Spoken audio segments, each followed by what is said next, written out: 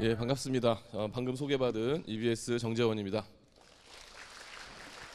20분, 예, 20분 어떻게 해야 되나 이거? 큰일이네요. 예. 뭐 바쁘세요? 예. 예, 뭐 제가 하나하나 지금 단계별로 저는 좀 안내하는 방식으로 전달해 드리도록 하겠습니다. 지금 우리 이렇게 학부모님하고 학생들하고 같이 와 있는데 학생과 학부모님이 같이 와 있을 경우에는 큰 문제가 되지 않지만 여기 혹시 학부모님 혼자 와 계신다면 제가 하는 이야기를 듣고 집에 가서 전달할 때 특별히 조심해 주시기 바라겠습니다. 안 그럼 오늘 밤에 집안에 큰 이제 난리가 날 수도 있는 거죠. 제가 이제 드리고 싶은 이제 이야기는 우리 심주석 선생님께서 많이 또 얘기를 하셨는데 정말 아빠의 마음으로 굉장히 많은 이야기를 하셨던 것 같아요. 그럼 이제 몇 가지 좀 우리 살펴보도록 하겠습니다. 바로 우선 이제 올해 입시의 환경입니다. 올해 입시 환경은 뭐 그 어느 해보다도 좀 솔직히 말씀드려서 대학 가기가 사실은 쉬운 그런 해가 되겠습니다. 왜 그런 이야기를 하냐면 지금 대학교 1학년 학생들에 비해서 현재 고등학교 3학년 학생들이 무려 25,000명 정도가 적거든요. 근데 이걸 그냥 이렇게 얘기하면 그게 뭐 어쩌라는 건가요? 이렇게 생각할 수 있겠지만 이 숫자가요. 이거랑 비교해 보시면 돼요. 지금 서연고 서성한의 모집 인원이 24,000명이 좀 안 됩니다. 그러니까 올해 고3 2005년생들에게는 서연고 서성한이 하나씩 더 생긴 겁니다. 그런데 2학년 학생들은 뭐 큰 문제가 없지만 지금 1학년 학생들 2007년생 황금 돼지띠 이해 무슨 일이 있었는지 모르겠는데 이때 무려 숫자가 이렇게 늘어납니다. 그러면은 서연고 서성한이 우리 1학년 학생들에게는 2개씩 줄어드는 거죠. 그래서 지금 2학년 학생들은 아 다행이다 이렇게 생각할지 모르지만 사실은 지금 2학년이 제일 부담스러운 겁니다. 왜냐? 안 되면 재수하지라는 이 말을 하기가 쉽지 않은 상황이 벌어졌어요. 그래서 어쨌든 2005년생들이 가장 좀 수월한 이런 부분은 있는데 이번 6월 모의고사에서 사실은 역대급으로 또 재수생들이 많이 응시를 했어요. 그래서 여전히 뭐 만만치는 않지만 그래도 예년에 비해서는 좀 수월한 부분은 분명히 있다. 그렇지만 이제 입시 자체가 그럼 굉장히 쉬워졌느냐 그건 아니고요. 요즘에 학생들이 점점 그 추세가 서울 쪽에 있는 대학을 가려고 하는 추세가 있습니다. 지금 경쟁률을 보시면 2021년, 22년, 23년도에 점점점 서울 경쟁률이 올라가는 반면에 수도권 쪽만 하더라도 많이 꺾였어요. 그리고 지방은 점점 줄어들고 있습니다. 이런 부분들을 우리가 체크해 본다면 학생들의 경향성이 서울로 가려고 하기 때문에 서울권 대학의 경쟁은 과거보다 더 치열해질 수 있다. 실제로 뭐 많은 이제 이런 동영상 서비스 이런 데서 뭐 여기 가까운 부산대학교나 이런 데 가가지고 학생들한테 왜 이제 부산대학을 왔느냐, 또 서울에 있는 대학에 가서 왜 서울에 있는 대학을 오게 됐느냐, 왜 부산대 합격한 친구한테 부산대와 서울에 있는 대학을 같이 합격한 친구한테 왜 서울을 선택하게 됐느냐, 그러면 이쪽 지역 학생들도 거의 뭐 당당하게 서울에서 생활해 보고 싶어서요 이렇게 얘기를 할 정도입니다. 자, 대학교 지방대학은 상당히 좀 심각합니다. 이 이야기를 왜 드리냐면은 너무 대학교를 지금 잘 가려고 좀 노력을 하시는 그런 시간이지 대학교 자체를 가려고 하는 그런 타이밍은 아니라는 거예요. 여기 앉아 계신 부모님들 세대는 1년에 80만 명씩 태어났기 때문에, 그리고 그 당시에는 전문대 포함해봐야 대학 정원이 25만 명 정도밖에 안 됐기 때문에 굉장히 치열한 경쟁을 했었지만 지금은 40만 명이 태어나고 40만 명이 다 인문계 고등학생이 아니잖아요. 40만 명이 태어나는데 전문대와 4년제를 포함하면 거의 50만 명의 대학생을 뽑아요. 그래서 지금 보여드리는 대학은 차마 그 이름을 밝힐 수 없지만 이 대학의 추가 모집이에요. 추가 모집 보이시죠? 추가 모집이니까 무슨 뜻입니까? 수시에서 뽑으려고 했는데 못 뽑았고 정시에서 뽑으려고 했는데 못 뽑아서 추가까지 갔는데 멀리서 안 보이시겠지만 지금 추가 모집 인원이 442명이고요. 지원 인원이 26명이에요. 그래서 경쟁률이 0.06대 1 추가 모집이 이거 올해 2월 달에 실시한 겁니다. 그래서 지역 소재 대학의 경우에 지금 이런 부분들이 있기 때문에 무조건 대학을 가야 된다라는 조바심보다는 지금부터 남은 4, 5개월의 충분한 시간들이 있거든요. 그 시간 동안 열심히 공부해서 자신의 실력을 쌓아서 더 나은 대학을 가기 위해 노력하는 타임이라고 보시면 되겠습니다. 자, 이제 전형별로 모집 인원을 보시면 가장 많이 뽑는 전형은 내신 성적만 가지고 선발하는 교과 전형입니다. 교과 전형에는 말 그대로 내신 성적이에요. 내신 성적. 뭐 거기에 봉사 활동, 뭐 동아리 활동, 뭐 이런 활동들은 거의 들어가지 않고요. 그냥 순수하게 등급만 들어가는 전형이 이 내신 교과 전형인데 일부 대학이 이제 면접을 실시하긴 하지만 교과 성적의 영향력이 절대적입니다. 그리고 학생부 종합 전형 금방 얘기했던 동아리라든가 봉사라든가 자율활동이라든가 이런 것들을 포함해서 학생의 3년간의 학교 활동을 모두 포함하는 학생부 종합 전형의 경우에는 23% 정도를 선발하고 있고요. 그리고 논술은 고작 3.3%, 그리고 정시 같은 경우에는 올해가 19%, 내년은 18% 정도, 거의 19%에 가깝지만 이렇게 선발을 하고 있습니다. 그런데 이것만 보면은 내신이 제일 중요하구나 이렇게 생각해서 이번 생에는 대학 가는 거 끝났네 이렇게 이제 생각하는 학생들이 있을 텐데 이걸 좀 더 좀 구체화돼서 아까 뭐라고 그랬습니까? 학생들이 선호하는 대학은 어느 지역 쪽에 있다고요?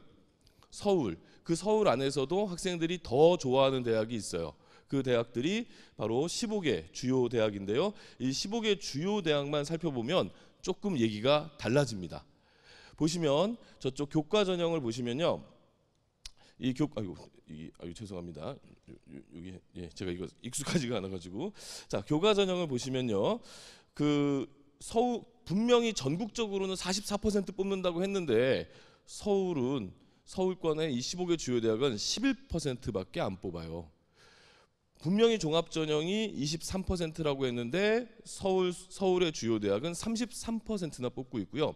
논술이 기가 막히죠. 논술은 전국적으로는 3.3%인데 서울만 따지니까 8.4%, 교과 전형과 논술 전형의 차이가 그리 크지 않습니다. 그리고 더 충격적인 거 정시죠. 정시가 39.29%, 거의 40%. 그런데 수시를 6번 쓰다 보니까 대학의 입장에서는 수시에 학생들을 다 못 뽑는 경우가 많아요. 수시에 못 뽑으면 어떻게 될까요? 정시로 그 숫자를 2월하게 되죠. 이 15개 주요 대학의 수년간의 평균적으로 수시 정시 2월 인원을 보면은 적게는 7%에서 많게는 12%까지 2월이 돼요. 그럼 우리 평균 잡아서 10% 정도가 2월 된다고 치면은 정시가 이 15개 주요 대학에서 차지하는 비중이 몇 %입니까? 50%예요. 수시에 다 떨어져도 정시에서 갈 수 있는 길은 50%가 열려 있는 거죠. 그럼 뭘 잘해야 되는 거예요? 수능이죠. 그리고 저 교과 전형, 이 15개 주요 대학의 교과 전형에 비밀이 하나 있습니다. 뭐가 있을까요? 수능 최저 학력 기준. 역시 논술에도 비밀이 하나 있겠죠? 뭐가 있겠습니까?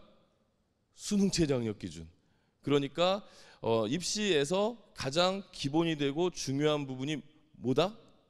수능이다. 그래서 앞서서 우리 심주석 선생님께서 20분을 더 하시면서 흥분하시면서 얘기하셨던 거예요. 그 마음을 이해하시고요. 그래서 이제 또 하나 입시에서 또 굉장히 중요한 게 있는데 그건 바로 만족입니다. 만족. 입시는 만족을 해야 돼요. 저 지방에 있는 전문대학을 들어가도 자기가 만족한 친구들은 당당하게 얘기하고요. 아무리 좋은 대학에 들어가도 자신이 만족하지 못하면 결국 밝히지 못하는 경우가 많이 있어요. 제 친구가 그런 얘기를 하더라고요. 서울대학에 갔더니 서울대학교 학생이면 다 만족스러울 줄 알았더니 아니더래요. 서울대학교에 이제 좀 오래된 얘기니까 서울대학교 일반학과 학생들은 서울대학교 법대생들에게 컴플렉스를 느끼더래요. 그럼 서울 법대생들은 컴플렉스가 없느냐? 아니랍니다. 서울 법대생들은 아버지가 부자인 법대생을 좀 부러워하더래요. 그럼 아버지가 부자인 법대생들은 컴플렉스가 없느냐? 아니랍니다. 아버지가 부자면서 잘생긴 법대생들이 부럽더랍니다.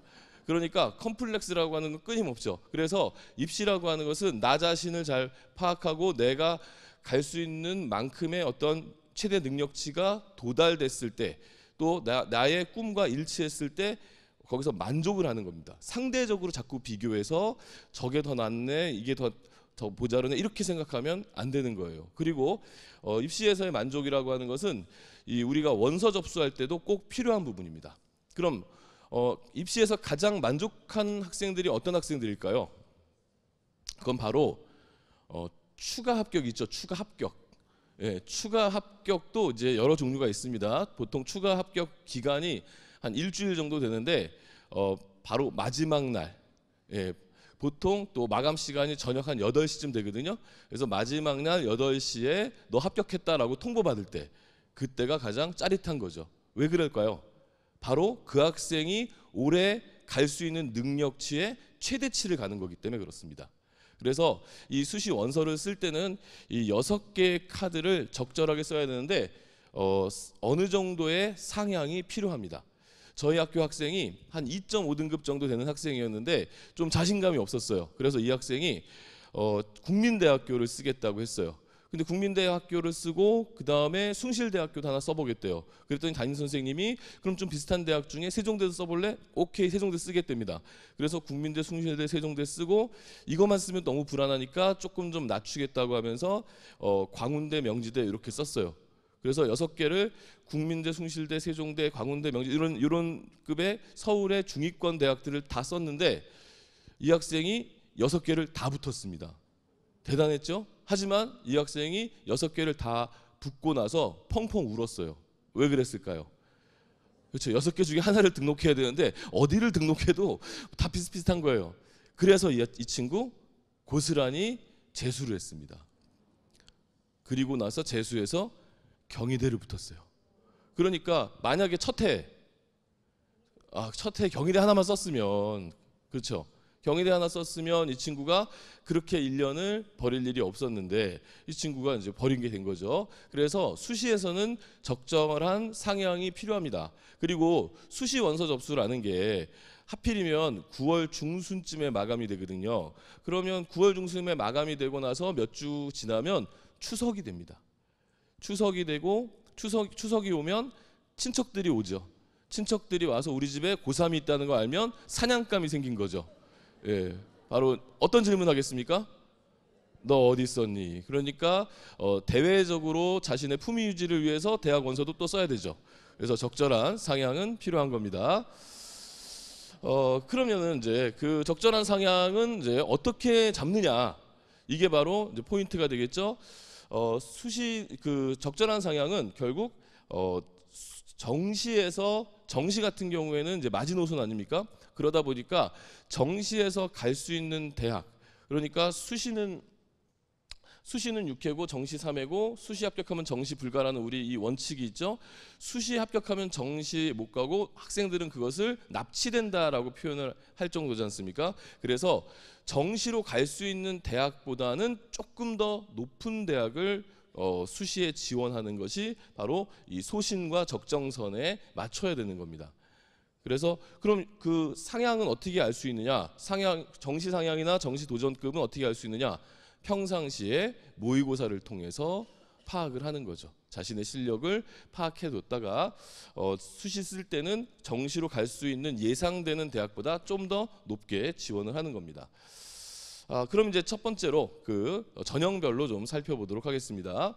먼저 학생부 교과 전형이에요. 학생부 교과 전형은 내신 성적 중심으로 뽑는다고 그랬죠. 유형은 이러합니다. 유형입니다. 이거는 뭐 이걸 가지고 모든 게 여기에 다 들어가 있는 게 아니라 예시입니다. 예시. 그래서 내신 성적 100% 교과 100. 그다음에 비교과가 들어가는 게 있는데 비교과가 출결 봉사가 들어가는 대학들이 일부 있어요. 근데 여기서 말하는 출결 봉사는 결석했다고 해서 무조건 감점이 되는 게 아니라 질병 결석은 제외가 됩니다. 질병 결석 제외하고 무단 결석, 무단 조퇴는 땡땡이죠, 속칭. 그런 것은 이제 감점이 되는 거고, 봉사 같은 경우에는 이제 최소한의 시간들, 뭐 한 3년 20시간 이렇게 보는 학교들이 있는데, 최근에는 코로나로 인해서 봉사 같은 경우에는 그냥 만점 처리해주는 대학들이 많습니다. 그래서 이제 이런 이제 비교과를 반영해서 뽑는 전형이 있고요. 일부 대학은 이제 면접을 통해서 학생을 체크한 다음에 뽑는 대학이 있고, 그 다음에 이제 최근에 유행하고 있는, 올해부터 이제 유행하는 대학이 마지막 유형인데요. 바로 건대, 경북대, 경희대, 고려대, 동국대, 목포대, 부산대, 성균관대, 여기에 8개 대학은 교과 전형이긴 하지만 교과 성적 플러스 약간 학생부 종합 전형 같은 일부 서류 평가를 넣어서 학생을 뽑게 되는 이런 방식을 채택하고 있습니다. 자, 그리고요, 이 교과 전형은 자신의 내신이 나쁘다 좋다를 평가할 때 그냥 무조건 평균적인 내신을 가지고 평가하는 것이 아니라 대학마다 반영하는 교과가 다르기도 하고 또는 강조하는 교과가 또 다르기도 해요. 그래서 대학마다 이렇게 천차만별입니다. 건대, 고려대, 성균관대, 외대가 다 달라요. 굉장히 상위권 대학들이고 좋은 대학들인데 이 대학들 비슷할 거라고 생각하지만, 건국대학은 반영하는 교과에 한국사가 포함이 돼 있고, 고려대학은 반영하는 교과에 기술과정, 일본어, 중국어 같은 국영수사 아닌 그 외의 과목도 포함되어 있고요. 반면에 그 외대의 자연계 같은 경우는 사회 과목을 반영하지 않고 있고요. 이런 차이가 있고요. 그다음에 진로 선택 과목도 어떤 방식으로 반영하느냐, 또 교과를 몇 % 반영하느냐, 서류 평가를 넣느냐, 이렇게 다양하고, 여기에 또 수능 체제가 있느냐 없느냐, 이런 다양한 방식으로 선발을 하고 있습니다. 그러다 보니까 학교에 가면 선생님들이 학생의 내신 성적을 대학에 해당하는 대학의 그 전수 산출법으로 해가지고 재산정하는 이런 프로그램들을 대부분 운영하고 있습니다. 거기에 보면 이런 식으로 똑같은 고등학교의 학생들인데 지금 K대학, G대학, F대학, S대학에 산출하는 방식에 따라서 지금 예를 들어 지금 노랗게 표현하는 학생이 이제 E 학생인데, 이 학생이 어떤 대학에서는 3등인데 어떤 대학에서는 7등, 어떤 대학에서는 1등, 이렇게 대학이 강조하는 부분을 잘할 경우에는 이 등수가 바뀌어 나가게 되기 때문에, 이런 걸 보고서 자신의 내신이 유리하게 작용하는 대학을 지원하라라고 이제 이야기를 하는 거예요. 반면에 이제 동국대학교 같은 경우에는 그 교과 반영을 굉장히 조금밖에 안 해가지고 대체로 지원자들의 대부분이 동점이 나오는 방식입니다. 그리고 서류 평가를 좀 더 강조하는 이런 방식이기 때문에 대학마다 좀 다 다른 방식이 있다, 이렇게 이해하시면 되겠습니다. 자, 그리고 수능 최저학력 기준도 한번 생각을 해봐야 되겠죠. 그래서 수능 최저학력 기준은 학교마다 디테일하게 다 다릅니다. 탐구를 한 과목 반영, 두 과목 반영하는 학교가 있고, 뭐 성균관대학교 같은 경우에는 탐구 한 과목을 따로따로 하나의 그 영역으로 해석해서 등급 점수를 산출해주는 이런 대학도 있는데, 어쨌든 평균적으로 내면은 2등급에서 3등급이 한 3개 정도를 요구하는 그런 대학들이 지금 맨 위에 있는 대학들이고요. 중앙대와 시립대는 3개 영역 등급합 7이라고 해서 생각보다 상당히 높은 수준의 수능 최저학력 기준을 가지고 있습니다. 그리고 2등급 2개 정도를 요구하는 대학들, 그다음에 3등급 2개 정도를 요구하는 대학들, 그리고 적용하지 않는 대학들, 이렇게 분류해 볼 수가 있겠습니다. 그리고 이제 교과 전형은 또 추천을 받아야 돼요. 서울 쪽을 지원하시려면. 그래서 추천 인원, 추천을 받는 전형이 지역균형 전형이라고 하는 건데, 이것은 부산대나 동아대에서 운영하는 지역인재 전형하고는 다른 겁니다.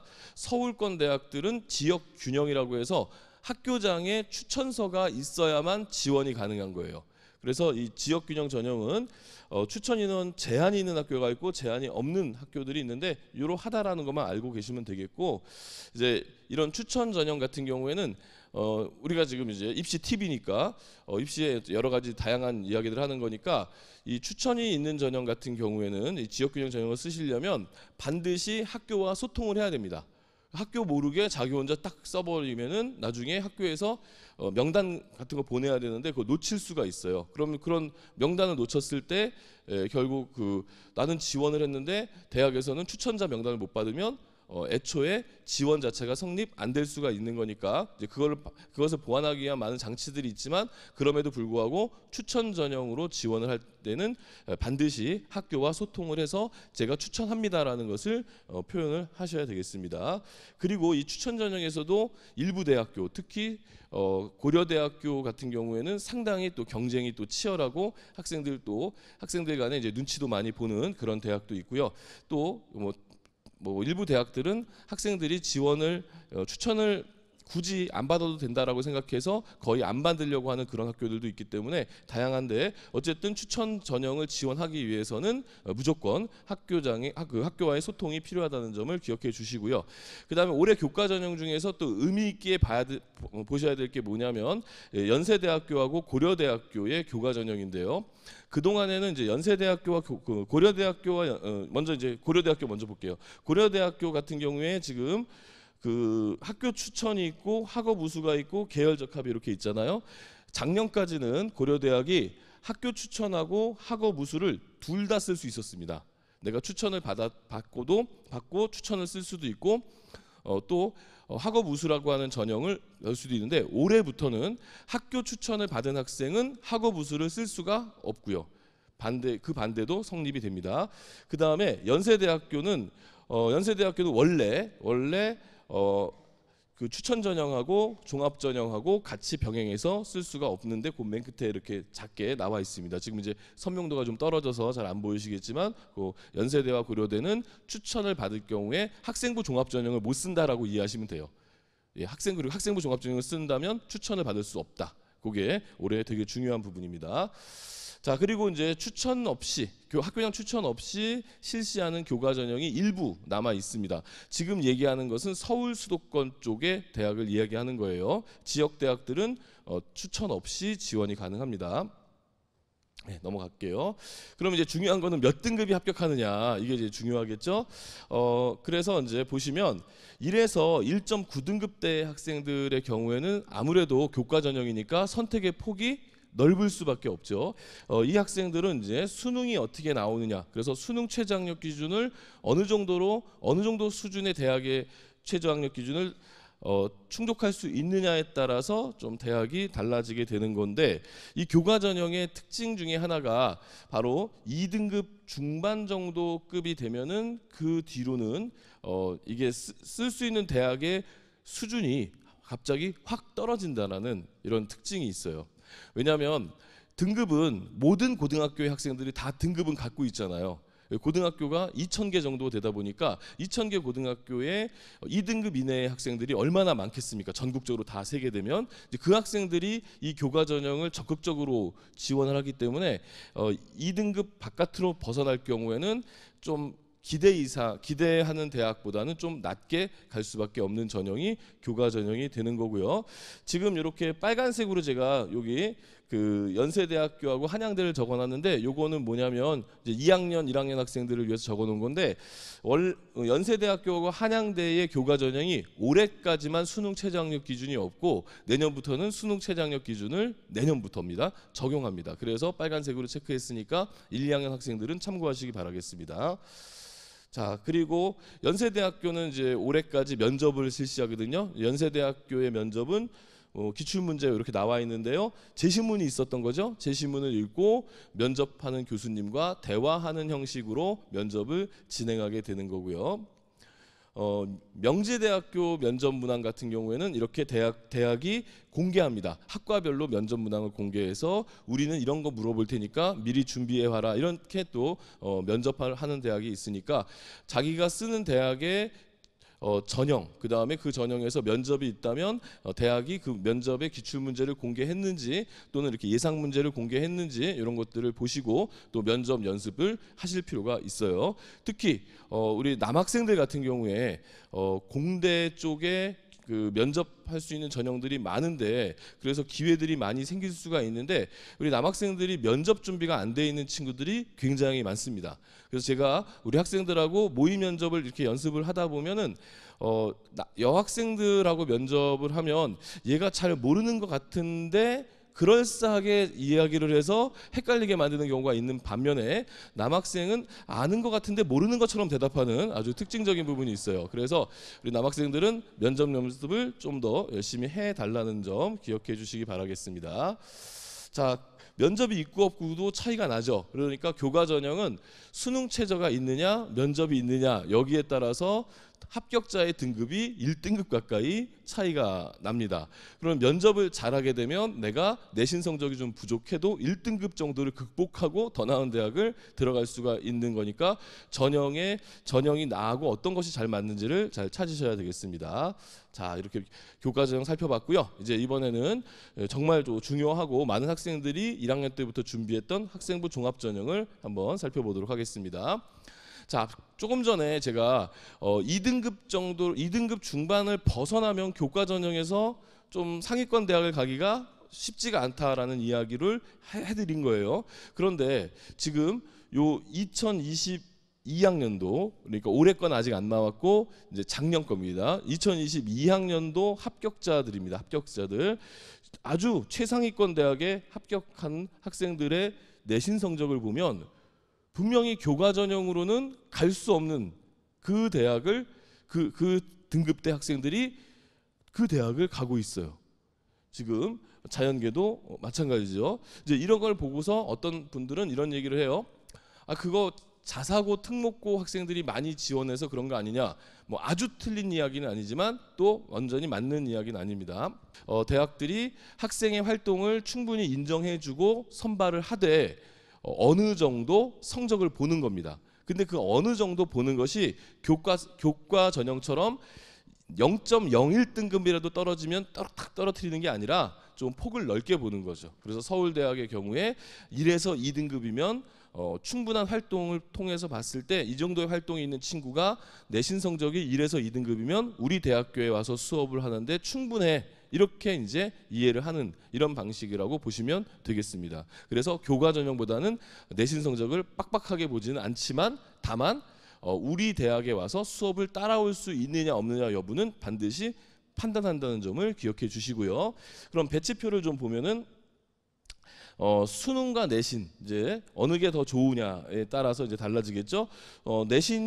수능이 내신보다 좋을 경우에는 이제 수능 최저학력 기준이 높은 학생부 종합 전형을 도전하겠고, 그다음에 수능보다는 내신이 좋은 학생들의 경우에는 반대로 학생부 종합 전형 수능 최저가 없는 학생부 종합 전형을 적극적으로 도전을 하겠죠. 그런데 이제 여기서 평가를 받는 게 뭐냐? 결국 이제 서류라는 거예요. 서류. 그럼 서류가 뭐냐? 자기소개서가 없어졌기 때문에 이제 서류는 뭐겠습니까? 학교생활 기록부가 서류가 되겠죠. 그럼 서류가 우수하다는 게 뭐냐? 학교생활 기록부를 보고 그 학생의 역량을 평가할 수 있을 때, 이 학생이 충분한 역량이 있다라고 평가할 수 있는 그러한 학교생활 기록부가 바로 우수한 서류 평가가 되는 거예요.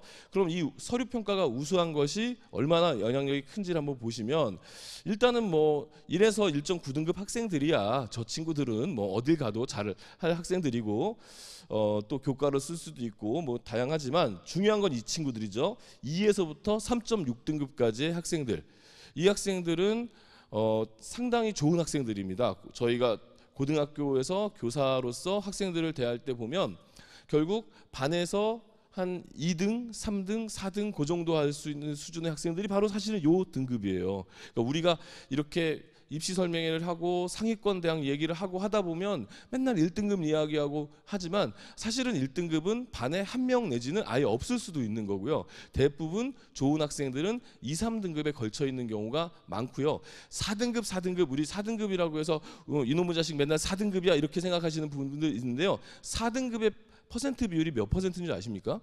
4등급 출발점이 24%부터 출발을 해요. 그러면 100명이 달리기를 해서 25등을 하면 그 상위권에 들어온 겁니까? 중위권에 들어온 겁니까? 상위권이죠. 100명이 달리기 위해서 25등 안에 들어왔으면 상위권으로 들어오는데 그게 4등급이에요.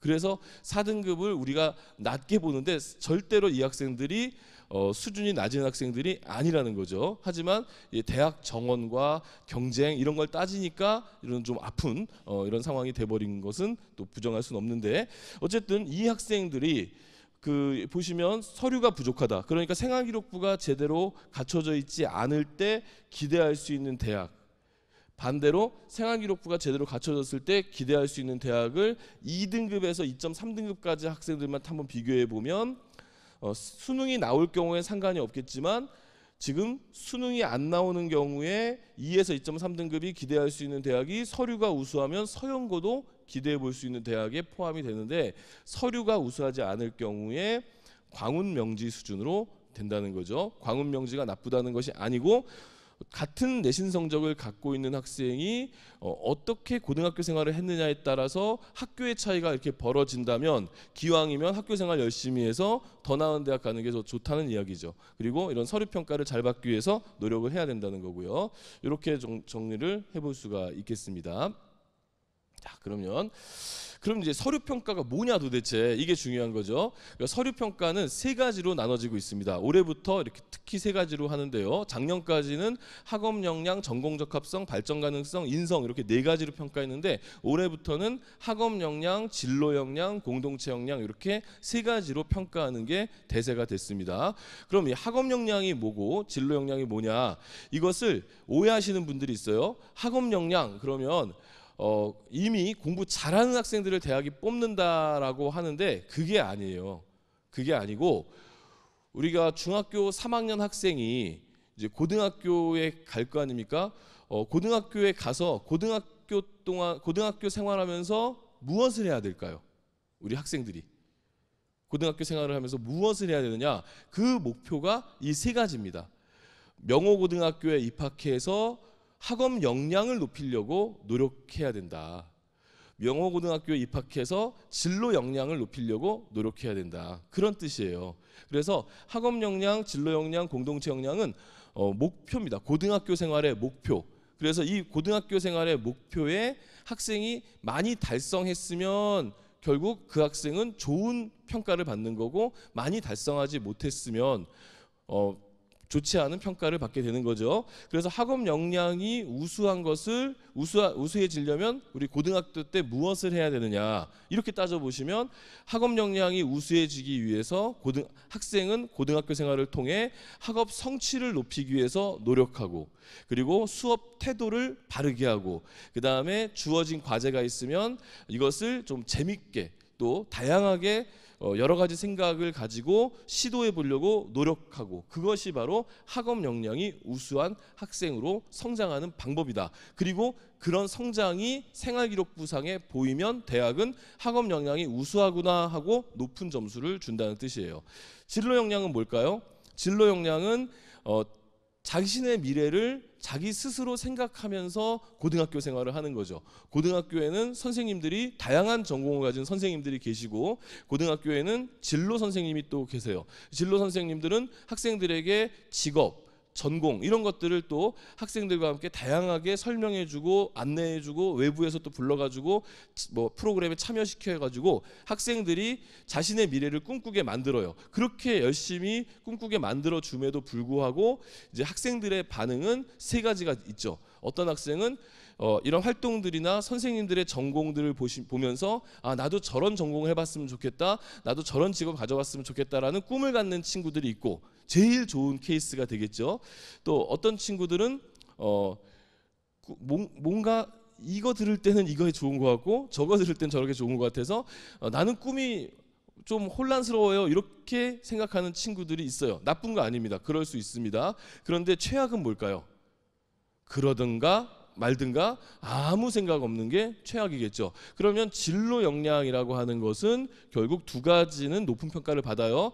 학교에서 했던 여러 수업 활동과 또는 진로 선생님과 했던 이런 진로 활동을 통해서 자신의 꿈을 찾는 노력을 보여준 학생들은 높은 평가를 받는 거고, 꿈을 가지려고 노력을 했던 그 학생들은 높은 평가를 받게 되는 거고, 아무 생각이 없는 학생들은 평가를 잘 못 받게 되는 겁니다. 이것은 이제 구체성 있게 드러나요. 이제 활동에 참여하는 모습과 또 생각을 가지고 과목 선택한 모습들이 드러날 수가 있는 거죠. 지금 우리 고3 학생들 같은 경우에 벌써 2학년과 3학년의 선택 과목들을 이미 진행해 오고 있는데 그런 부분들을 대학들이 하나하나 다 보고 있습니다.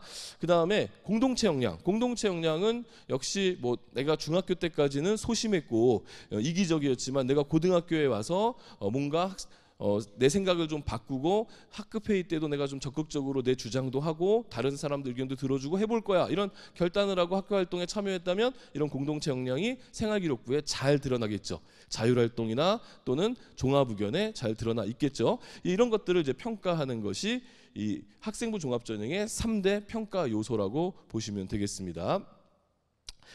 그러면 이제 이렇게 얘기하니까 또 어렵죠. 이렇게 막연하죠. 그럼 아주 구체적으로 또 말씀을 드릴게요. 자, 지금 96점을 받은 96.6 영어 96.6을 받은 학생이 있어요. 이 학생은 영어를 잘하는 학생일까요? 뭐 못하는 것 같지는 않죠. 하지만 대학의 관점에서는 다릅니다. 자, 대학의 영문과에서 이 학생을 뽑아야 될까요? 안 뽑아도 될까요? 모르죠. 모르겠죠. 하지만 이제 이렇게 생각해 보세요. 영문과에서는 영어를 잘하는 학생을 뽑으려고 할 거 아닙니까? 뭐 정치외교학과도 마찬가지겠고, 그럼 영어 성적을 볼 수밖에 없어요. 근데 이 영어 성적이라고 하는 것이 이런 게 있지 않습니까? 영어를 잘하는 애들만 모여 있는 학교가 있죠. 여학교에 어렸을 때부터 영어 교육이 좀 활발한 지역에 살고 있는 지역의 아이들은 영어를 잘하는 아이들이 좀 많을 수밖에 없어요. 반면에 또 영어에 무관심한 또 그런 학생들이 모여 있는 학교가 있을 수 있죠. 그러면 영어에 무관심한 학생들이 많은 경우에 그 학교 영어 선생님은 수업을 하시고 시험 문제를 내실 때 시험 문제를 쉽게 낼까요? 어렵게 낼까요? 쉽게 내겠죠. 반면에 영어를 잘하는 학생들이 많이 몰려 있으면 등급을 내기 위해서 시험 문제를 쉽게 내야 될까요? 어렵게 내야 될까요? 어렵게 내겠죠. 그러면 대학에서는 뭘 판단하냐면 도대체 저 96점이 어려운 영어 시험에서 96점을 받은 것인지 아니면 쉬운 영어 시험에서 96점을 받은 것인지 대학은 이것의 진위를 파악하려고 노력하는 거예요. 그 파악하는 사람들이 누구겠습니까? 그 입학사정관들이에요. 그럼 입학사정관들은 이제 파악을 해야 돼요. 그럼 어떻게 파악할 수 있을까요? 몇 가지가 있습니다. 먼저 첫 번째가 편차입니다. 편차를 많이 봅니다. 편차라고 하는 것은 학생들의 잘하는 학생들과 못하는 학생들이 그 수업을 듣는 학생들 중에 어떻게 구성되어 있는가를 보는 것이고, 이 편차는 크면 클수록 잘하는 학생들과 못하는 학생들의 차이가 많이 벌어진다는 거예요. 그러면 문제가 아주 쉬워요. 문제가 아주 쉬우면 학생들의 편차가 적을 거라고 생각하죠? 아닙니다. 문제가 아주 쉬워도 공부를 안 하는 친구들은 안 합니다.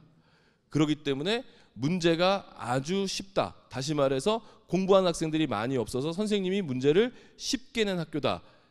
그런데 하위권 학생들은 공부를 더 안 한다.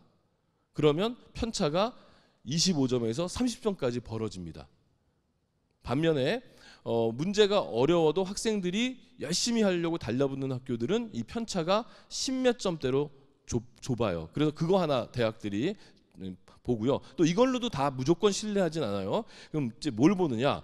자, 저 영어 실력이 진짜 영어 실력인가를 또 봐야 되겠죠. 저 영어 실력이 진짜이려면 한번 생각해 볼게요.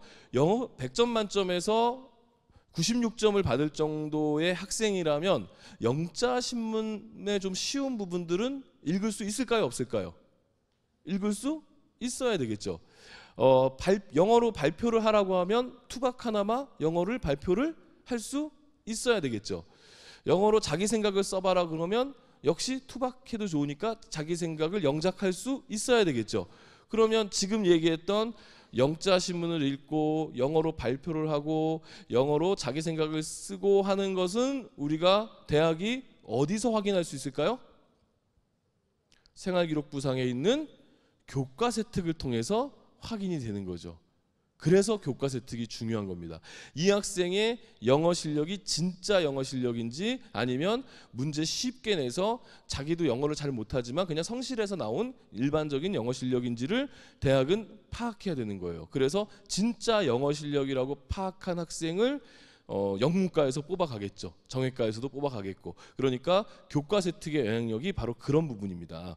그러면 물리도 마찬가지예요. 84점이 잘한 거냐 못한 거냐 그럼 알 수가 없어요. 어느 학교에서 했는지 어떤 상황 속에서 공부했는지 알 수 없으니까 저걸 가지고 판단하기는 굉장히 어렵죠. 그러면 그렇지만 물리라고 하는 과목은 선택 과목이죠. 선택을 안 했다면 저 물리를 80점이나 받을 수 없을 테니까 저 선택을 왜 했을까? 선택해서 어떤 공부를 했을까? 대학은 궁금하고 그걸 통해서 얻은 점수 외에 다른 성취들을 확인할 수밖에 없는 거예요. 그래서 저렇게 보이는 수치는 이제 능력치에 해당이 되는 건데 이 능력치가 진짜 능력인지 아닌지를 생활기록부에 나와 있는 여러 행위를 통해서 확인을 하게 되는 거고 행위가 확인이 되면 아, 이 친구는 영어에 역량이 있구나. 물리를 공부하는 과학에 역량이 있구나 이런 것들을 판단해서 대학이 선발할 것인지 아닌지에 대해서 결정을 한다는 거죠. 그러면 이런 역량을 확인할 수 있는 내용들은 대체로 이렇게 독서라든가 실험실습, 체험활동 이런 것들로 나와 있고 생활기록부상의 교과서 특상에 이런 게 나와 있어요. 이제 아직까지 우리 3학년 1학기 교과서 특 굉장히 중요한데 3학년 1학기 교과서 특은 8월 달까지 작성하게 돼 있어요. 아직 충분한 시간이 있죠. 그러면 이 교과서 특 안에 넣을 수 있는 부분들이 바로 이런 부분들입니다.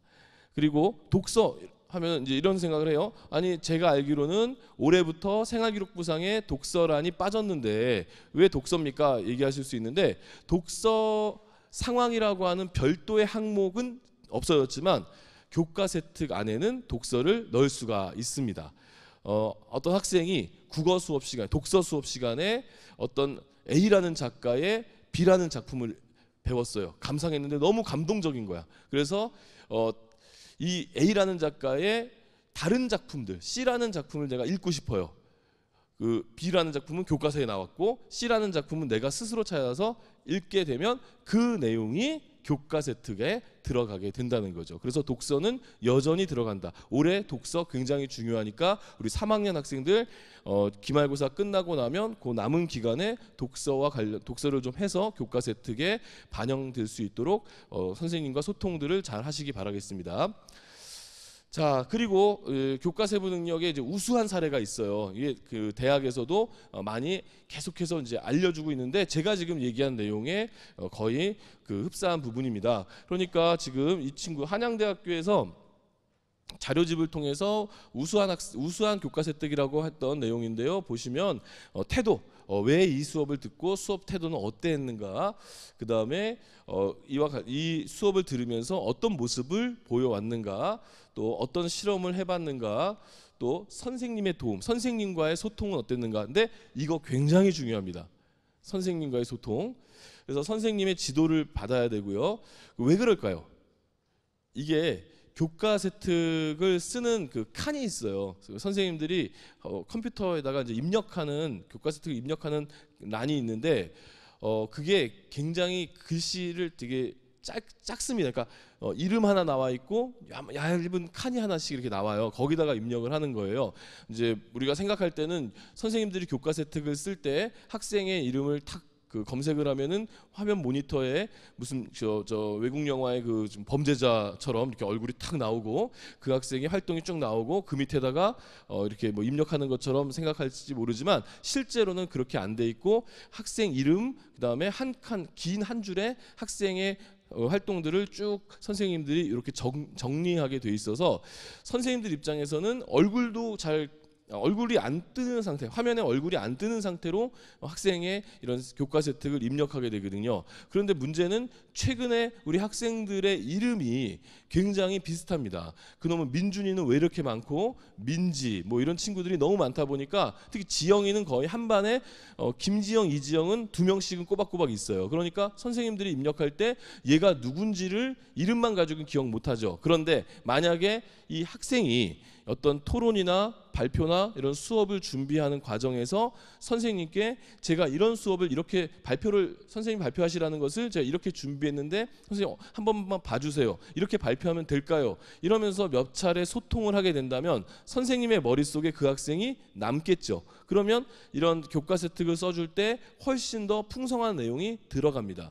그리고 대학의 관점에서도 이 학생은 학교에서 학생에게 제공하는 많은 서비스, 그 가운데 선생님들이 학생에게 제공하는 서비스 중에 수업이라는 서비스 외에도 학교 생활 다양한 부분에 지도라고 하는 서비스가 있는데 이런 학교의 서비스들을 충분히 받고 그것을 통해서 성장한 학생이구나를 알 수가 있게 되는 거예요. 그래서 선생님과의 소통이 굉장히 중요하고요. 그 다음에 또 보시면 관심도를 점점 확장시키는 내용들이 나타납니다. 심지어 더 발전시켰다는 표현도 있죠. 그 다음 부분 이에 그치지 않고, 그러니까 올해 3학년 1학기 늦지 않았습니다. 자신이 지금 배우고 있는 과목들을 잘 보시고 1학기 세특을 이제 입력하는 그 시즌에 어떻게 활동을 해서 선생님께 자신을 어필할 수 있는가를 잘 보여주시면 좋겠다는 말씀을 좀 드리겠고요. 이게 끝까지 최선을 다해 주시는 부분이 이런 부분이라고 말씀드릴 수 있겠습니다. 그 다음에 이제 선택 과목도 사실은 올해부터는 평가의 대상이 됩니다. 왜냐하면 선택 과목은 이제 진로 역량이라고 해서 하나의 평가 대상이 되는데요. 지금 보시면 지금 요 화면은요, 지금 현재 그 서울에 있는 어떤 대학교의 입학 사정관들이 학생들을 평가할 때 학생들이 지원한 학생의 선택한 과목들을 이렇게 쭉 한눈에 볼 수 있는 거거든요. 지금 글씨로 나와 있는 것들은 학생의 학교에 개설된 과목들이고요. 그 다음에 요 음영 처리가 된 것은 그 개설된 과목 중에 학생이 선택한 과목이에요. 그러니까 이 학생은요, 공통 과목이니까 다 들었겠죠. 지금 국어 선택 과목이 7개인데 이 7개 중에서 5개를 들었습니다. 그리고 수학은 3개, 영어도 7개 중에 5개를 들었어요. 이 학생 수학을 좋아한다, 싫어한다? 싫어한다. 딱 티가 나죠. 만약에 이 친구가 경제학과를 지원한다면 이 과목 선택에 대한 평가가 좋을까요, 안 좋을까요? 경제학과를 쓴다면 어떻게 생각하세요? 안 좋아요. 결정적인 게 또 하나 있죠. 뭐가 있을까요? 경제 수학이 있었는데 안 들었어요. 대학이 선택 과목만 보고도 알 수 있어요. 물론 경쟁률이 너무 낮으면 아까 처음에 봤던 것처럼 경쟁률이 0.06대 1쯤 되면은 무슨 선택 과목을 하든 상관없이 학생을 선발하겠지만 경쟁이 높아지면 이런 과목 하나하나 선택한 것까지도 대학이 평가의 대상으로 넣는다는 게 올해 입시의 특징이기도 합니다.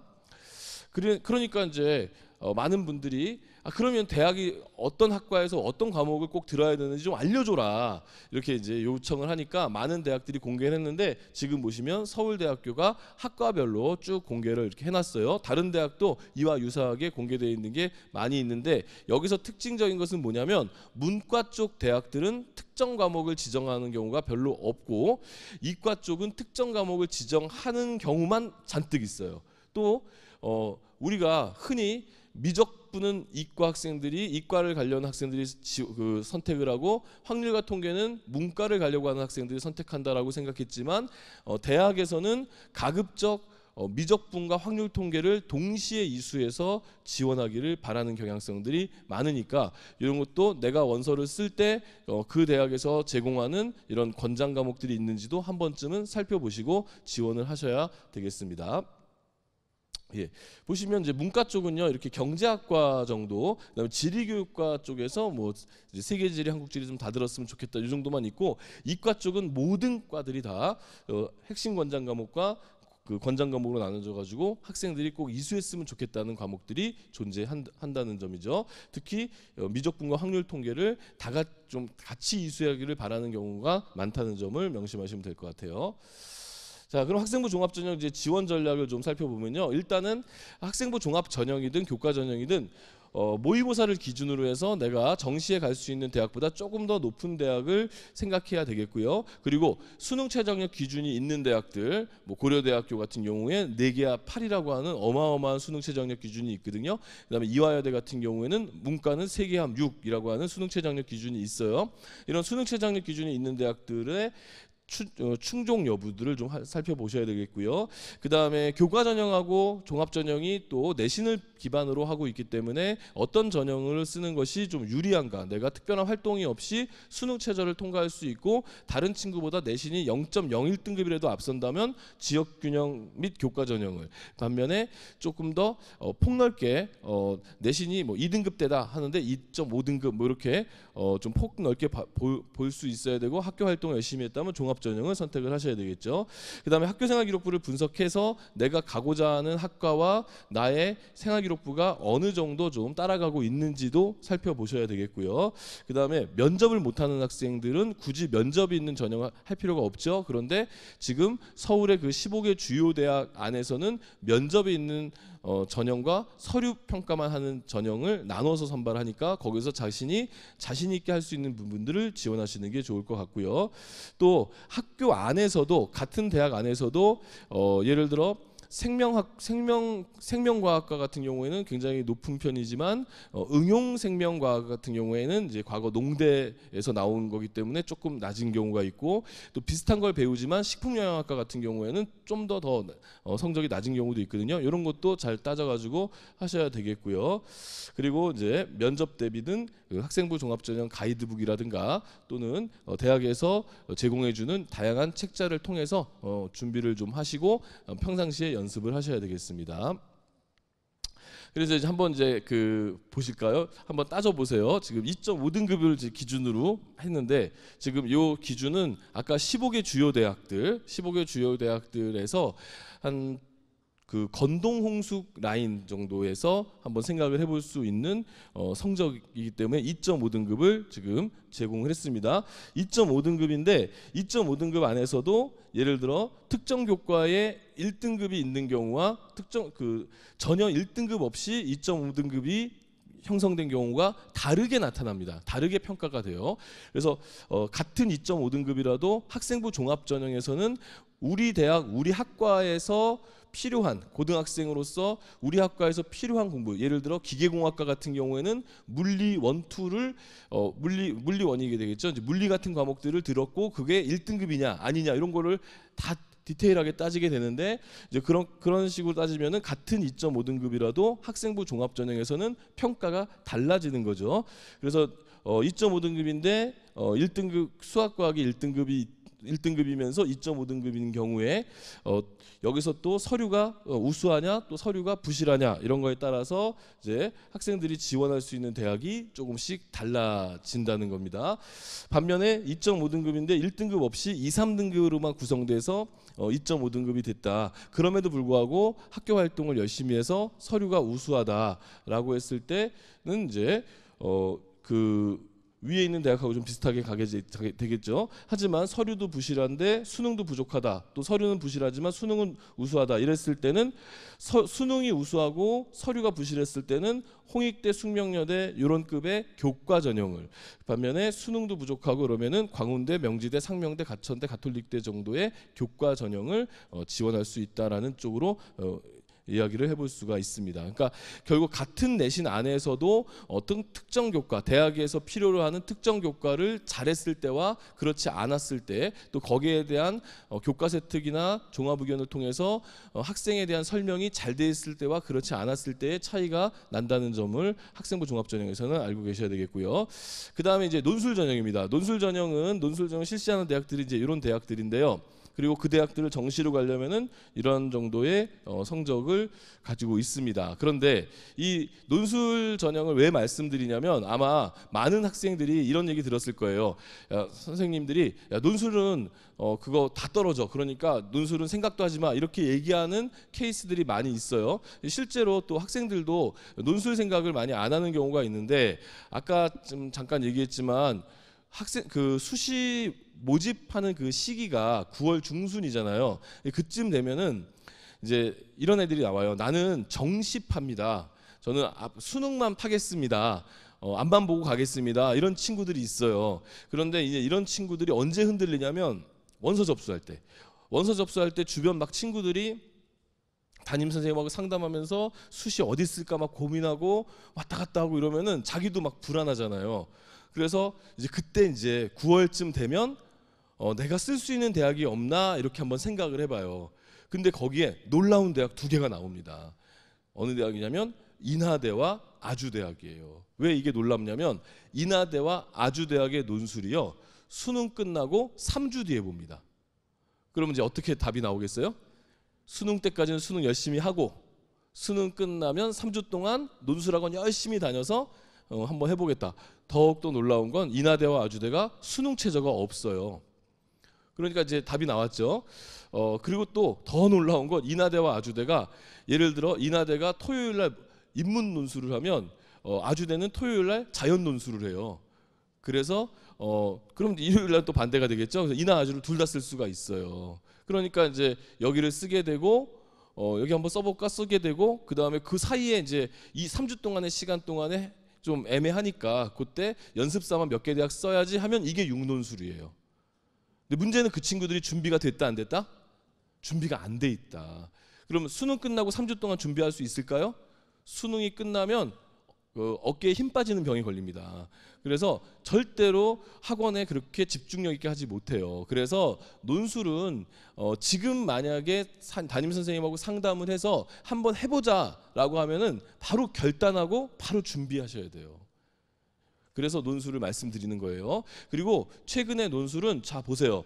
1등급대가 갈 수 있는 대학들도 논술을 보지만 이렇게 3, 4등급대, 사실은 더 낮은 점수대로도 갈 수 있는 대학들도 논술을 지금 실시하고 있기 때문에 논술은 상위권 학생들만의 전유물이 아니고 또 중위권 학생들이 중상위권 대학을 가는 어떤 통로만 제공되는 게 아니라 정말 하위권 학생들도 중하위권 학교를, 또 중하위권 학생들도 중위권 학교를 갈 수 있는 통로가 될 수 있는 부분이 있다는 점을 우리가 알고 있어야 돼요.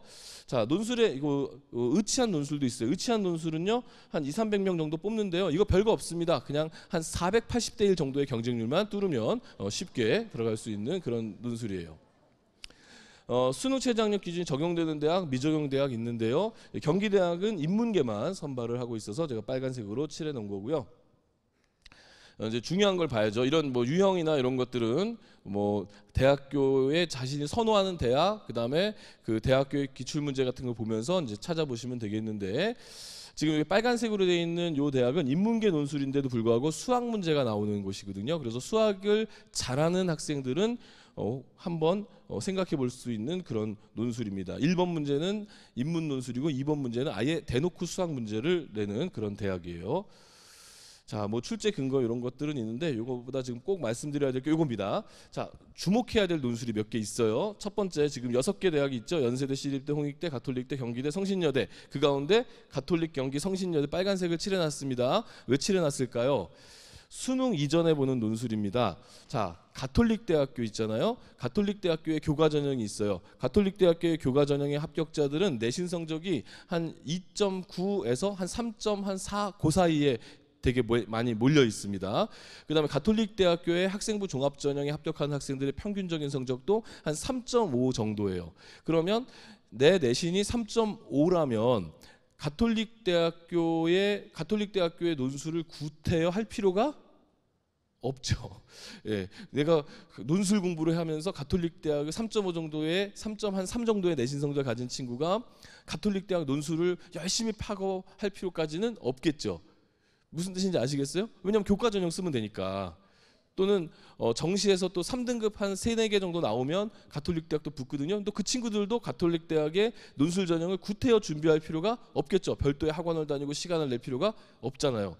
그러면 가톨릭 대학교를 쓰는 가장 높은 내신을 가진 학생들은 몇 등급일까요? 4등급대예요.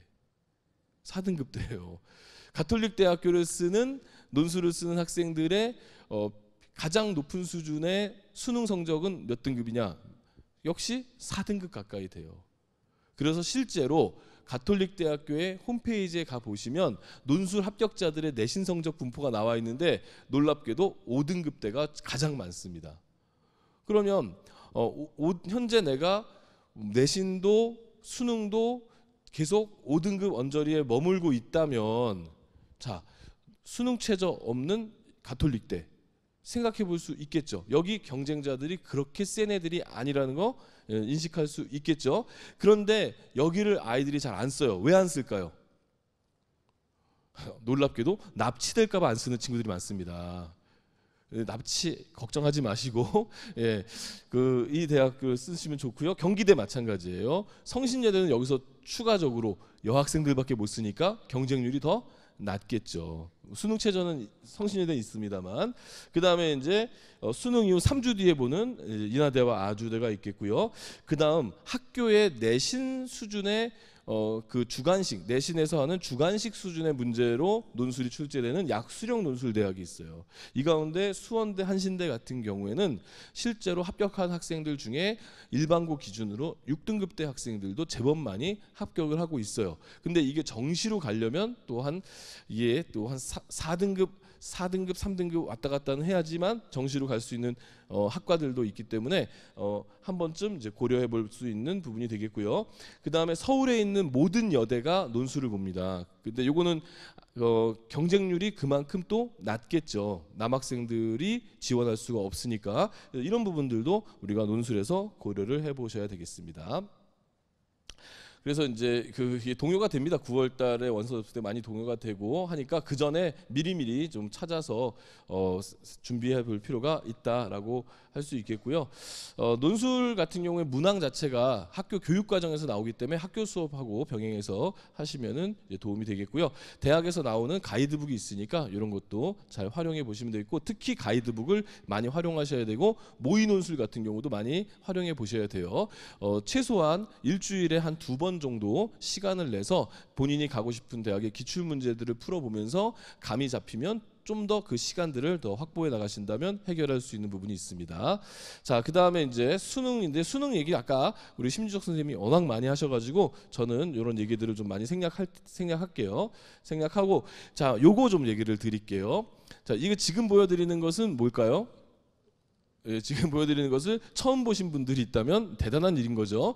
왜냐하면 이제 요거는 우리 학생들이 1학년 때부터 보는 전국연합학력평가의 성적표입니다. 그래서 이 성적표는 굉장히 중요한 정보가 많이 들어있고 이 성적표를 이용해서 학업 능력을 향상시키는 데 도움이 되거든요. 근데 이제 지금 이제 처음 보시는 부모님들은 이제 학생들이 이걸 아마 안 보여줬을 가능성이 높고 안 갖다 줬을 가능성이 높은데 너무 걱정하지 마시고 다시 보실 수가 있어요. 이거 어디서 찾을 수 있냐면 학생들의 가방 속에 3년치가 다 들어 있습니다. 그러니까 잘 찾아보시고요. 이 성적표가 왜 중요하냐면요. 이 안에 있는 정보들이 굉장히 중요한 정보들이 많이 담겨져 있기 때문에 그래요. 먼저 이제 죄송합니다. 먼저 여기에 보면 이제 원점수, 표준점수, 백분위 이렇게 나와 있는데 우선 원점수에 제가 체크해 놓은 건 뭐냐면요. 지금 이 학생 점수 보시면 확률과 통계 69점인데 요 3등급이잖아요. 요게 지금 학력평가라고 그랬죠. 전국연합학력평가. 모의고사는 크게 두 종류가 있어요. 교육청에서 출제하는 전국연합학력평가가 있고 교육과정평가원에서 출제하는 수능 모의평가가 있어요. 수능 모의평가는 6월 모의고사, 9월 모의고사인데 앞서서 심지석 선생님께서도 말씀하셨지만 6월 모의고사를 통해서 그 해의 학생들에게 좀 깜짝 우리 이렇게 출제할지도 몰라 하고서 한번 던져주고 학생들이 적응된 걸 보고 9월 달에 한번 조절하고 그 다음에 수능으로 하는 6, 9 수능 이렇게 되는 평가원 모의고사가 있고요. 지금 이렇게 성적표가 나오는 것은 전국연합학력평가로 교육청에서 나오는 문제예요. 고3들은 3월, 4월, 올해는 5월 달에 봤죠. 3월, 4월, 7월, 10월에 보는 모의고사입니다. 이 학생 보시면 69점인데 여기 3등급이죠. 그런데 이게 전국연합학력평가는 재수생이 안 보고 고3만 보게 돼 있어요. 고3만 봤을 때는 69점으로 3등급이 나올 수가 있는데요. 요거 실제 수능으로 가면 상위권 재수생들이 80점 넘는 상위권 재수생들이 들어오게 되면 이 학생의 69점으로는 3등급을 유지하기가 어렵습니다. 그래서 이런 등급도 중요하지만 이 원점수를 통해서 고득점 재수생들이 들어왔을 때 내가 지금 방어할 수 있는 수준의 학생인가 아니면 밀릴 수도 있겠는가 이런 것들을 잘 점검해서 공부할 때 동기부여를 하셔야 되겠고요. 그다음 표준 점수를 아직도 모르시는 분들이 있는데 표준 점수는 뭐냐면 평균에서 얼마나 잘했나 얼마나 못했나를 평가하는 점수예요. 그게 그 옛날하고 다른 거죠. 옛날에는 내가 하나 틀리면 몇 점 감점이지만 지금은 그런 감점 제도가 없고 표준 점수라고 해서 평균에서 평균적인 학생들보다 얼마나 잘했냐 못했냐예요. 그래서 공식이 있는데 그게 뭐냐면 내 점수에서 평균을 뺍니다. 내 점수에서 평균을 빼고 거기다가 편차를 곱하는 식이 하나 있거든요. 그 식을 곱해준 다음에 더하기 100점이에요. 100점. 그래서 만약에 내 점수가 70이고 평균이 50이면 나는 어쨌든 플러스 20이 있잖아요. 그럼 거기다가 어떤 수식이 더해진 다음에 더하기 100이니까 100보다 넘는 성적이 나오죠. 내가 평균보다 잘한다는 얘기예요. 반면에 평균이 70인데 내가 50이면 마이너스 값이 나오겠죠. 또 평균이 70인데 내 점수가 70이면 0이 되니까 이거는 100점이 나오겠죠. 이게 표준 점수예요. 그래서 이 표준 점수는 100점이 나왔다 그러면 평균치 학생인 거고, 그러면 40만 명 중에 20만 등 한다 이렇게 보시면 되겠고, 그 100점보다 높으면은 이제 그 높은 순서에 따라서 이제 100분위가 달라지겠죠. 반면에 100점이 안 나오는 경우가 있어요. 근데 이제 우리 부모님들이 이제 착각하시는 게 뭐냐면 우리 아이가 성적표를 갖고 왔는데 얘가 맨날 노는 줄 알았더니 98, 96 뭐 이렇게 나오는 거예요. 평균이 90이 넘는 거예요. 굉장히 좋아하고 있을지 모르지만 지금 그 학생은 어떤 상태입니까? 또래에서 평균 이하가 된 상태가 되는 거니까 심각한 거라고 보셔야 되겠죠. 그래서 그것을 이용해서 석차를 내고 석차를 이용해서 백분위를 내고 등급을 산출하는 방식입니다. 두 번째는 요 밑에 난수표처럼 나온 것을 보셔야 되는데 요 부분을요, 요 국어입니다. 국어를 보시면 이렇게 구성되어 있어요. 그러니까 공부를 할 때도 시험을 볼 때도 좀 체계적으로 우리가 준비를 해야 돼요. 자, 국어 같은 경우에 17번까지가 비문학이에요. 그리고 34번까지가 문학. 그 다음에 나머지 10문제가 선택 과목. 그러면 이제 학생들에 따라서 문학에 자신 있는 학생, 비문학에 자신 있는 학생, 그다음에 선택 과목에 자신 있는 학생이 다를 수 있겠죠. 또 문제를 풀 때 처음서부터 푸는 습관이 있는 학생이 있지만 또 어찌 보면은 자신 있는 과목을 먼저 풀어서 기분을 좋게 한 다음에 안 풀리는 과목을 나중에 푸는 학생들이 있겠죠. 한번 테스트를 해보시라는 거죠. 볼 때마다 문제 사설 혼자서 뭐 이제 그 모의고사를 구입해서 풀 때나 아니면 이렇게 실제 시험 볼 때나 항상 테스트를 해보라는 거예요. 그래서 내가 비문학을 먼저 푸는 게 점수가 잘 나오는지, 문학을 먼저 푸는 게 또는 선택 과목을 먼저 푸는 게 나은지 이런 것들을 따져봐야 되고, 특히 시간을 안배를 못하는 친구들, 시간 안배 못하는 친구들이 많아요. 국어 같은 경우에는. 그러면 처음서부터 푸는 친구들은 어디 가서 문제를 못 풀겠어요? 이 뒤에 선택 과목에 가서 못 풀겠죠. 근데 이 선택 과목이 상대적으로 쉽게 나와요. 그러면 순서대로 풀다가 선택 과목을 못 풀게 되면 이거는 쉬운 문제니까 데미지가 2배가 되는 거죠. 다른 친구들 맞추는 문제를 자기가 틀렸으니까. 그래서 어떻게 푸는 것이 자기가 잘하는 방법인가도 아셔야 되겠고, 그 다음에 여기 이제 나오는 죄송합니다. 여기 나오는 그 이제 ABCD라고 하는 게 있죠. 여기 좀 잘 보이시나 모르겠는데 좀 이렇게 한번 할게요. 예. 여기 보시면 잘 보이시나요? 8번에 그 정답이 4번인데 학생이 1번이라고 썼다는 거예요. 그래서 틀렸다는 거죠. 그걸 보여주는 건데 이게 이제 그럼 이제 이 D가 뭐냐? D라는 게 뭐냐면은 D라는 것은 지금 보시면 20% 이상 20%에서 40% 정도, 그러니까 10명 중에서 한 3, 4명 정도가 맞추는 문제 이런 뜻이거든요. 그런데 이제 A는 10명 중에서 8명이 맞추는 문제, 굉장히 쉬운 문제라는 뜻이죠. 근데 보면은요, 어떤 친구들은 A가 자꾸 틀려요. 그러면 그게 분석을 해야 되는 거죠. A가 자꾸 틀린다는 얘기는 실수를 많이 한다는 얘기고, 또는 너무 깊게 생각한다는 얘기고, 그러면 자기가 지금 국어공부법에 뭔가 문제가 있는지 없는지 점검을 해야 된다는 그런 뜻이 되겠고요. 그 다음에 이제 비문학에서도 또 어떤 지문에 내가 약한가를 또 체크해서 별도로 또 공부를 하시면 또 효과적으로 공부를 할 수 있게 되겠고요. 그 다음에 수학 같은 경우는 뭐 아까 심지혁 선생님께서 아주 자세히 설명을 하셨으니까 보시면 알겠지만 이렇게 문제 문항수가 이렇게 나와 있습니다. 그 번호도 나와 있고, 그래서 2점 3점짜리 문제들을 다 맞추면은 이제 일단 48점 득점을 하게 되는 거고, 그 외에 나머지 4점짜리 문제들을 남은 기간 동안, 지금부터 수능까지 남은 기간 동안 조금씩 하나씩 정복해 가면서 한다고 생각하면 한 70점 정도만 나와도 대학 그 인서울권 대학에서 경쟁력이 생기니까 그런 것들은 한번 생각해 볼 필요가 있고요. 그다음 여기도 마찬가지입니다. 선택 과목을 먼저 해야 될지, 또 이런 공통 과목들을 먼저 풀어야 될지, 이런 것도 체크를 하셔야 되겠습니다.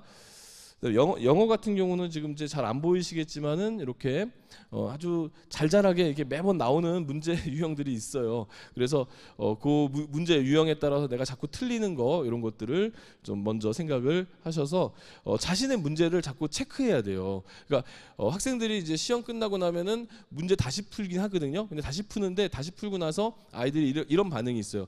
문제를 다시 풀고 나서 내가 풀 수 있었는데 못 풀었던 문제는 뭐 예를 들어 삼각형을 한다거나, 또는 이제 내가 정말 도저히 못 푸는 문제는 X표를 한다거나, 이렇게 기호로 표기하는 친구들도 있고, 또 어떤 친구들은 그 문제지를 다시 카피한 다음에 예쁘게 잘라가지고 노트 하나 붙여가지고 형광펜 칠해가지고 하는 그런 친구들도 있고 한데, 제일 좋은 방법은 오답 노트를 만드는 건 굉장히 좋은 방법인데, 오답 노트를 만들 때 너무 예쁘게 하려고 하는 게 아니라 또 너무 간단하게 하면 안 되고, 오답 노트를 만드는데 문제에다가, 자기가 틀린 문제에다가 자기에게 편지를 쓰면 좋아요. 예. 아무개야, 넌 이것도 틀리니? 이러면서 이제 그래, 이거는 이런 게 의도인데 너는 왜 이 의도를 못 찾았니? 이런 식으로 자기에게 한 번쯤 글로써 자신을 표현하는 부분으로 한다면 훨씬 더 효과적인 오답 노트가 만들어질 수 있습니다. 자, 수능 반영 지표는 뭐 대학마다 이제 뭐 달라지는 거니까 여기서 지금 다 얘기할 수는 없으니까 요건 좀 넘어가고요. 이제 국립대학교, 부산에는 이제 거천국립대학으로 이제 부산대학교가 있죠. 국립대학교가 있고 또 이제 일반 국립대학들이 있는데, 이런 국립대학들도 우리가 눈여겨 보셔야 될 게, 아무래도 사립대학들보다 이 국립대학들, 특히 지역으로 갈수록 국립대학들은 더 탄탄하죠. 그러니까 수도권 쪽으로 갈수록 사립대학들이 부실한 경우가 좀 많은데, 등록금만 비싸고, 이 지역 쪽에 있는 국립대학들은 굉장히 좀 탄탄한 경우가 많이 있죠. 그래서 실험 실습 자재라든가 이렇게 되게 좋으니까, 또 지역에 있는 각종 그 정부 투자 기관들, 이런 기관들에서는 그 지역에 있는 국립대학교 학생들을 취업 우선순위로 많이 뽑으니까 이런 것도 같이 고려를 해 주셔야 되겠고요. 그다음에 이제 선택 과목과 관련된 거를 좀 빨리, 아까 심지혁 선생님이 얘기했기 때문에 요거는 넘어가는데, 그냥 간단하게 얘기하면 공통 과목을 잘하는 친구와 선택 과목 못하는 친구, 공통 과목 못하는 친구와 선택 과목 잘하는 친구, 결국 공통 과목을 잘하는 친구, 물을 합쳐 보면은 공통 과목을 잘하는 게 유리하다라는 그냥 설명을 하려고 한 건데, 심주혁 선생님이 워낙 열심히 설명했으니까 이건 넘어가도록 하겠습니다. 그리고 이것도 이제 교차 지원과 관련된 부분이거든요. 그래서 그 입시 이슈 중에서 하나가 자연계 쪽에 수학 상위권이 많고, 그다음에 인문계 쪽에 수학을 잘 못하는 친구들이 많고, 근데 아까 우리 선생님 설명하실 때는 역시 이제 공부의 양이라든가 이런 거를 가지고 많이 설명하셨는데, 어쨌든 현상은 이렇게 나타나요. 지금 빨간색이 소위 말하는 이제 확률과 통계 문과 학생들이고요. 요 파란색이 이과 학생들이고, 이쪽으로 갈수록 상위권입니다. 상위권. 그래서 최상위권에서 보면은 문과는 요만큼밖에 없는데 이과는 이만큼씩 있죠. 거기다가 문과의 상위권 학생들은 대체로 수시에서 이렇게 합격하는 케이스가 많아가지고, 실제로 여기 점수가 밑에 보면은 뭐 400 몇 점 이렇게 있는데 한 370점대까지 문과 학생들이 없어요. 그래서 요 공간을 이과 아이들이 이제 채워나가는 방식으로 교차 지원이 이루어지고 있다라는 그런 뜻이 되겠고요. 그 다음에 이제 그러다 보니까 이제 문과 침공에 대한 이야기들이 계속 뉴스화 되니까, 올해에 아예 지금 보여지는 이 대학들은 확률과 통계를 선택해야만 지원할 수 있는 대학이 몇 개가 나왔어요. 이 지역에도 지금 인제대학교 약학과가 인문계로 이렇게 뽑고, 동의대학교 한의학과도 이렇게 뽑죠. 경희대 같은 경우에는 한의학과, 지리학과, 간호학과, 인문으로 뽑는 전형은 무조건 확률과 통계를 봐야만 지원이 가능한 거니까, 확률과 통계를 통해서 잘 하고 있는 학생들은 이들 대학에 갈 수 있는 가능성이 훨씬 높아집니다. 그래서 이런 부분들을 좀 잘 체크하시면 되겠고요. 그다음에 이제 올해 또 하나 이슈가 서울대학교의 과학 2를 반영하지 않는 거하고 고려대학교의 내신을 반영하는 전형이 생긴 게 올해 입시의 굉장히 큰 큰 특징 중에 하나인데요. 이렇게 생각할 수 있죠. 아니 서울대학교 과학 2를 안 보는 것이 나와 우리 아이와 무슨 상관이 있어 이렇게 생각할 수 있는데요. 지금 여기 보시면 제가 좀 표가 좀 엉켜 있는데 그동안 과투를 본 학생들의 숫자가 있어요. 연인원 따지면은 한 10,000명 정도 되거든요. 10,000여 명 정도. 저게 두 과목 선택이니까 그래서 한 12,000명 정도의 과투를 그동안 봤던 애들이 있어요. 작년까지는 과투를 서울대학이 지명을 했죠. 그러니까 작년에 서울대학을 쓰려면 과투를 봤다는 얘기는 거꾸로 얘기하면은 과투를 보는 학생들은 수준이 높다 낮다. 수준이 높다. 그런데 올해 과투가 서울대에서 과투를 안 본다고 하니까 지금 많은 학생들이 상위권 학생들이 과투를 안 해요. 굉장히 많이 줄어들었어요. 그 과투 하는 학생이. 그러면 상위권의 그 12,000명의 학생들이 과원으로 옮겼다는 얘기네요. 그럼 과원의 1등급 커트라인이 올라갈까요? 내려갈까요? 올라간다는 얘기잖아요. 그러니까 과탐을 선택한 학생들은 보다 더 집중력 있게 과탐 공부를 해서 점수를 획득하지 않으면 올해는 작년보다 똑같은 수준으로 공부했을 때 등급에서 밀려날 가능성이 있다는 거예요. 이래서 서울대 과탐 2 선택하고 안 하고가 일반 학생들에게도 간접적으로 영향을 끼치는 거죠. 만약에 내가 수능 최저학력 기준 적용하는 대학에 지원을 했고 그것을 내가 과학으로 극복하려고 과학으로 충족하려고 했다면 역시 더욱더 많은 공부를 해야 된다는 그런 얘기가 나오는 거고요. 그 다음에 고려대학교가 올해부터 500명 정도 내신을 넣어서 정시에서 선발하는 전형이 생겼는데 이건 뭐냐면 수능만 잘 보고 내신 포기한 정시 파이터들에게 경종을 울리고 있는 그런 분위기예요. 서울대학도 작년부터 그런 추세였죠. 그래서 우리 학생들이 끝까지 내신을 포기하지 말아야 되는, 특히 1, 2등급 때 나오는 학생들 중에서 내신을 조금 등한시하는 친구들이 2학기 되면 나오는데 절대적으로 그렇게 해서는 안 되겠습니다. 그 다음에 이제 전문대학교 얘기를 안 할 수 없는데요. 전문대학교는 뭐 많이 부실해졌습니다. 지금 서울에 있는 전문대학들도 7등급, 8등급도 쉽게 들어가는 이런 추세가 됐어요. 그런데 한편으로는 이제 이 대학들이 생존을 해야 되다 보니까 어떻게 지금 준비를 하고 있냐면 4년제 대학들하고 MOU를 체결하거나 아니면 다양한 학생들에게 다양한 진로 진학에 대한 또 미래에 대한 어떤 투자들을 많이 하고 있는데 좀 예를 들어서 지금 여기 경기도에 있는 대학들 전문 대학 중에서 저기 이제 여주대학이라고 있잖아요. 좀 죄송하긴 하지만 실제로 이제 보시면 이제 그런데 이 여주대학교 같은 경우에 합격 그 홈페이지에 들어가 보시면 합격자들의 그 평균 성적 중에서 일부 학과가 9등급인 학과가 있어요. 예. 놀랍죠? 예, 그러면 9등급이 합격할 수 있는 학과가 있는데 이게 뭐냐면 이 여주대학이 옆에 나와 있는 건대 글로컬, 단대 천안, 뭐 연세대 미래 이런 대학하고 MOU를 체결해서 이 대학의 이 4년제 대학의 편입생을 뽑을 때 이 여주대학 나온 학생들만 따로 편입을 받는다는 그런 뜻이에요. 그러니까 지금 여기 나오는 대학하고 여기 4년제 대학이 이제 그런 관계에 있다는 뜻이거든요. 그러니까 이제 여주대학을 들어갈 수 있는 수준의 학생이 9등급 있다고 그랬잖아요. 그 학생이 재수를 하면 단대 천안 갈 수 있을까요? 못 가겠죠. 삼수하면요. 못 가겠죠. 다시 태어나면 혹시 모르겠죠. 그러니까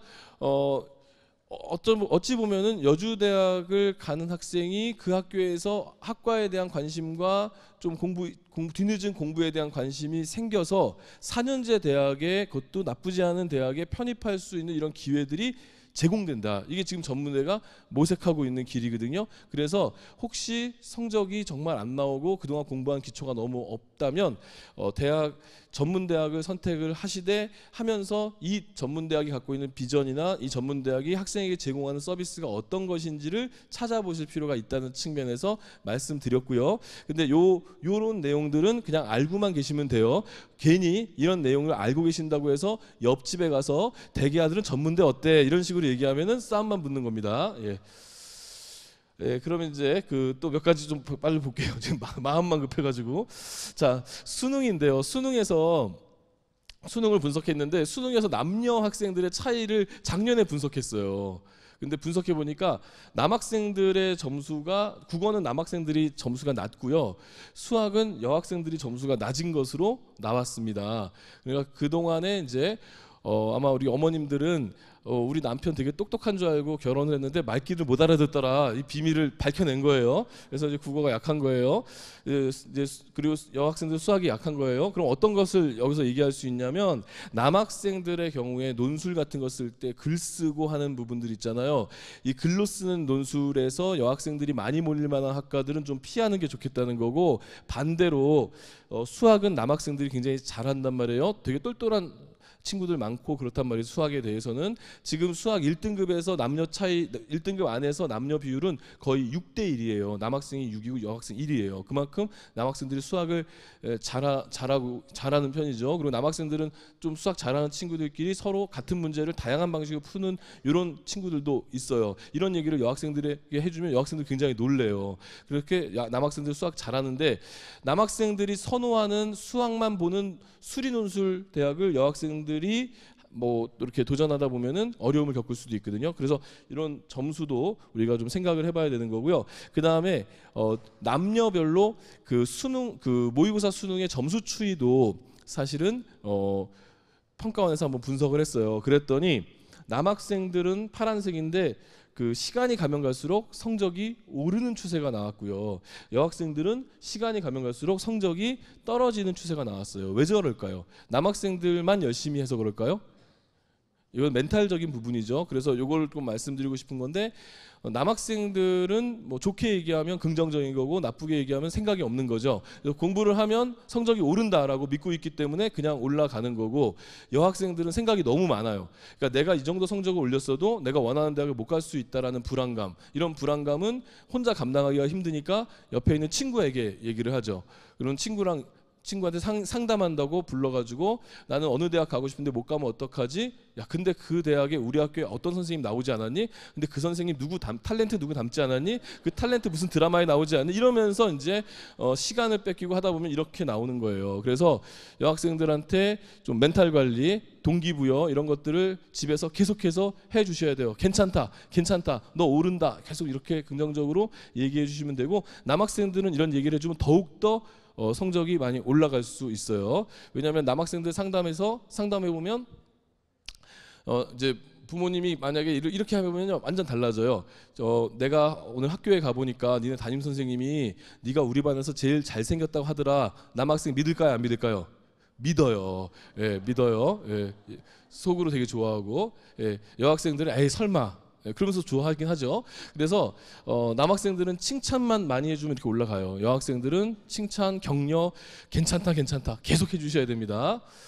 자, 우리 EBS에 그 대학 입시와 관련된 컨텐츠들이 있습니다. 수능만 있는 게 아니라 입시 정보도 있는데요.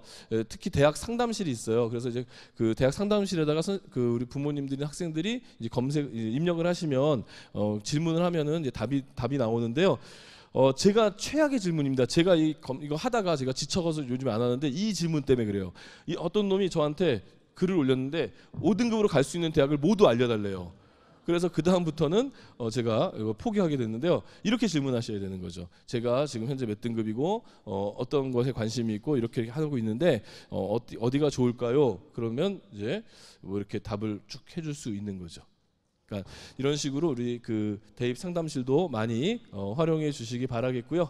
자, 6월입니다. 이제 6월도 한 열흘 정도 지났는데 진정한 시작이라고 봐야 돼요. 3월, 4월, 5월은요 누구나 다 열심히 하는 시기고요. 6월은요 이제 멘탈 강한 친구들이 살아남는 시기입니다. 그래서 6월에 진정한 고3 생활이 시작되는 거고요.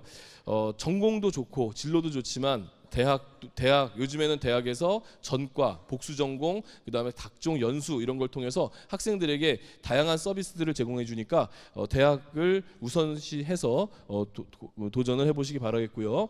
그다음에 앞서서 이제 그 수능에서 얘기했지만 48점 얘기가 왜 나왔냐면 틀리지 말아야 될 거 틀리지 말라는 그런 이야기로 드린 거고요. 자기소개서가 없다는 것은 3학년 1학기의 생기부와 거기에 들어가는 세특의 내용들이 훨씬 중요해졌다는 점을 명심해 주시고요. 그다음에 다양한 변경된 사항들이 작년하고 다르기 때문에 원서를 쓰시고 대학을 접수하실 때 이런 것도 고려해서 쓰셔야 된다는 점을 말씀드리겠고, 제 강의는 이제 바쁘게 좀 마무리를 하도록 하겠습니다. 감사합니다.